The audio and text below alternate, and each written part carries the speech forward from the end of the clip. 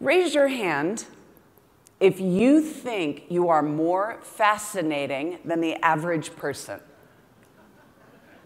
Okay. Okay, okay. Now raise your hand if you think you're a better driver than the average person.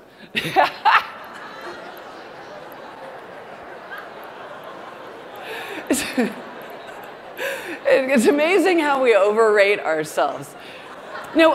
So I've been studying this. I've done studies on over 1 million professionals, and I took a segment of them and I said, I asked them to rate themselves.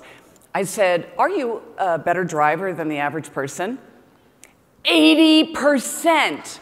Now, of course, this is impossible. Remember, 50% are above average, 50% are below. 80% of people think they're a better driver than the average person.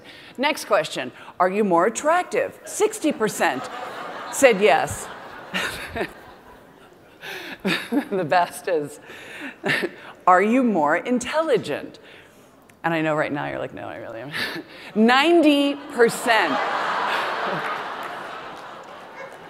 90% of people think they are more intelligent than the average person. But then I asked a different question. I said, are you more fascinating? In other words, when you communicate, do people hear and remember what you've said? And the results were completely different, 39%. Only 39% of people rate themselves as being fascinating. And yet 80% of them think they're a better driver. And when I first saw this data, I thought, well, that's sad.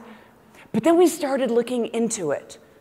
We are afraid of asking for attention for fear we have nothing to give in return. We're afraid to be fascinating because we grew up in a culture that told us that we have to be better. We have to outdo other people. You will never rise to your highest potential by being better. You will rise by being different. And it's those qualities that make you fascinating. And the qualities don't have to be big and flamboyant and loud. The qualities are about identifying what do other people see in you? What do they value in you? So the traditional way that we think about ourselves is we think of how do we perceive the world. Raise your hand if you've done assessment, StrengthsFinder, Myers-Briggs, DISC, Colby. Yeah, these assessments are a gold standard, and they're based on psychology. And psychology is good for many things, like showing you how you see other people. But it can't show you how do other people see you. But if you had a choice, would you rather know how does your team see you, or how do you see your team?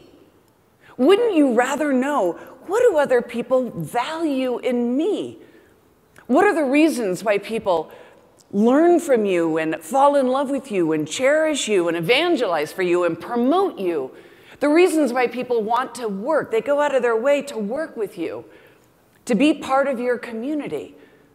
And the answer is that there are specific qualities that are hardwired within your personality that you've had since the day you were born. You don't have to learn how to be fascinating. You have to unlearn boring. So when we think about how do other people see you, there's something awkward about that. There's something awkward about thinking, how do other people see me? Because we think it's vain. We're used to having somebody hold a mirror up to us, and you know what we see back? We see our flaws and our insecurities. But what if you had a mirror that you could hold it up, and instead of those flaws and insecurities seeing what you need to fix, what if what was reflected back was the very qualities that made people respect and admire and remember and adore you? What if you had a magic mirror? And this mirror said, here's how other people see you at your best.